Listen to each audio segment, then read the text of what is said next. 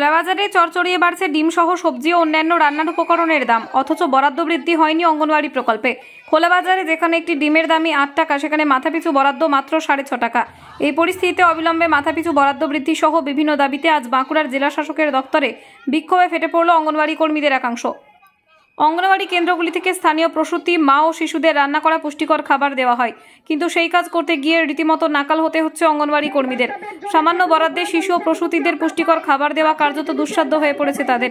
প্রকল্পের নিয়ম অনুযায়ী কেন্দ্রগুলি থেকে মাথাপিছু সপ্তাহে 3 দিন একটি করে ডিম এবং 3 দিন অর্ধেক করে ডিম দেওয়ার কথা, সঙ্গে পুষ্টিকর সবজি দেওয়ার কথা, কিন্তু এইসবের জন্য বরাদ্দের তুলনায় অনেক কম।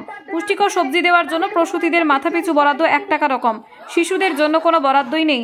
ডিমের ক্ষেত্রেও একই অবস্থা। খোলা বাজারে একটি ডিমের দাম যেখানে 8 টাকা পিস, সেখানে সরকারিভাবে ডিমের জন্য বরাদ্দ মাত্র 6.5 টাকা। এই পরিস্থিতিতে প্রতিটি অঙ্গনওয়াড়ি কর্মীর মাথায় বাড়ছে ঋণের বোঝা।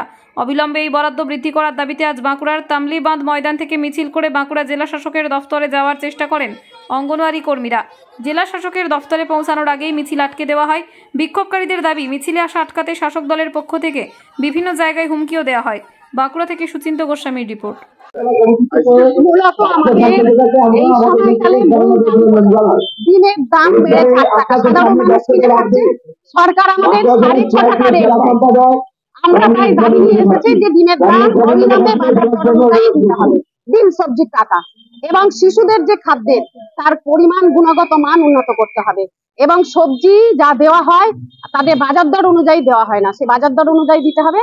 আর রাজ্য সরকার, আমরা জানেন যে পরিকাঠামো ছাড়া তো কোনো কাজ হয় না। মোবাইল কেন্দ্র সরকারের রাজ্যের মোবাইল চালু আছে, কিন্তু আমরা আমাদের নিজেদের মোবাইল দিয়ে কাজ করতে হচ্ছে। আমাদের প্রতিদিনের কাজ হলো মোবাইলে, স্মার্টফোনের দ্বারা কাজ করতে হয়।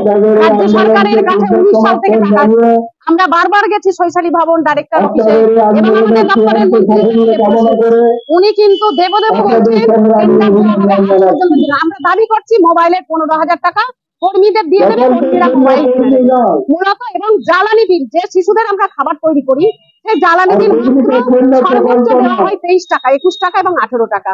আমরা বলছি ন্যূনতম 100 টাকা আমাদের জ্বালানি বিল বৃদ্ধি করতে হবে।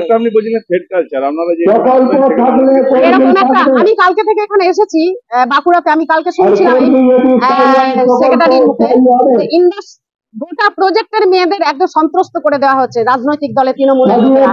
আরে তোরা তো নেতাগিরি করবে, এখানে তো আমরা রাজনীতি করতে আসিনি, আমার দাবি নিয়ে লড়াই করতে এসেছি। তাহলে কেন মেয়েদের বাধা দিচ্ছ? ভয় পেয়েছেন নাকি তৃণমূল আইসিডিএস কর্মীদের?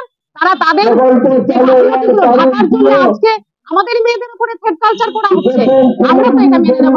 আজকে যে এতগুলো মেয়ে আছে, তাদের কিন্তু তাদের রুটি রুজির লড়াই হচ্ছে, তারা রাজনীতি করতে আসেনি। আপনার নাম? আমি শিলা মন্ডল, আমি পশ্চিমবঙ্গ রাজ্য আইসিডিএস কর্মী সমিতির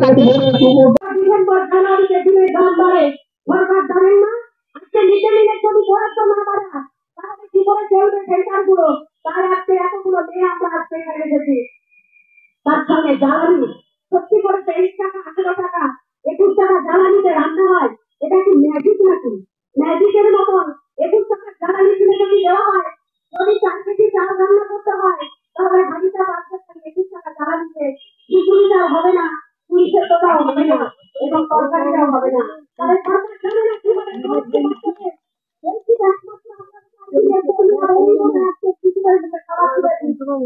চেষ্টা করি আমরা প্রত্যেক গ্রাম কোথায় গিয়ে পৌঁছেছে। আজকে যখন 27 দিন সবজির কথা, আলুর কথা, শিশুদের জন্য বরাদ্দ নেই। 84 বছর দেখুন গর্ভবতী প্রতিটি মা থাকলে তাদের জন্য আলু বরাদ্দ।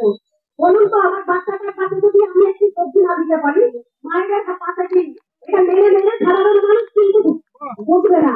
সেই জায়গায় গাড়ি আমরা মনে করি আমাদের যে বাচ্চাদের যে খাবারের বরাদ্দ তাকে বাড়াতে হবে সরকারকে। তার সঙ্গে জ্বালানির 100 টাকা যদি না করে, প্রতিনিয়ত আমরা যখন বলছি গিয়ে পৌঁছাতাম, মেগা বিপদ হয়ে গেছে, এটা আপনাদের গ্যাস দিয়ে দেওয়া হবে। গ্যাস যে এত দিচ্ছে না, সত্যি গ্যাস দেখলে মেয়েদের অক্ষর হয়ে গেছে সবাই।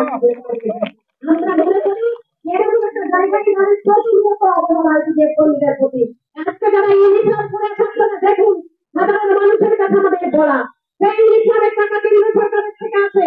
যখন কোন পোশাক অর্থমন্ত্রী ছিলেন দেশের, তখন আমরা 10 দিনে ধর্ণা করে দিল্লির বুকে দাঁড়িয়ে পার্লামেন্টের সামনে, তখন 13,000 টাকা মাইনে বাড়িয়েছিলেন মুখ্যমন্ত্রী এবং আমাদের এই ইউনিফর্ম চালু করেছিলেন। আমরা বলেছিলাম আইসিডিএস এর স্বীকৃতি দরকার, সেই ইউনিফর্ম দিতে হবে। তখন থেকে চালু হয়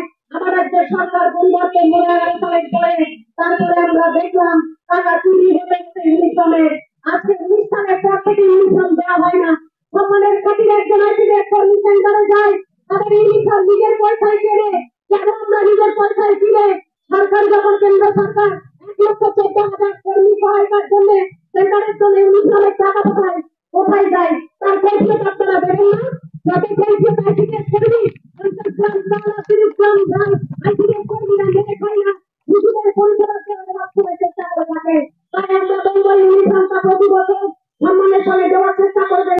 নবরূপে নবসাজে কপালে সিঁদুর পরনে শাড়ি নিত্য নতুন গহনা মানেই ঘোষ জুয়েলারি সাজাবো তোমায় যতনে সেরা জিনিস সঠিক দামে কথা নয় কাজে সরকারি চিহ্নিত লাইসেন্স প্রাপ্ত 916 হলমার্ক সোনার গহনা রূপার গহনা ও গ্রহরত্নের এক বিশ্বস্ত প্রতিষ্ঠান। আমাদের ঠিকানা কামারপুকুর নতুন চটি হুগলি। ফোন নম্বর 9830560837 অথবা 9732964460। আমাদের আরও একটি ঠিকানা কোতুলপুর আনন্দপল্লী বাঁকুড়া।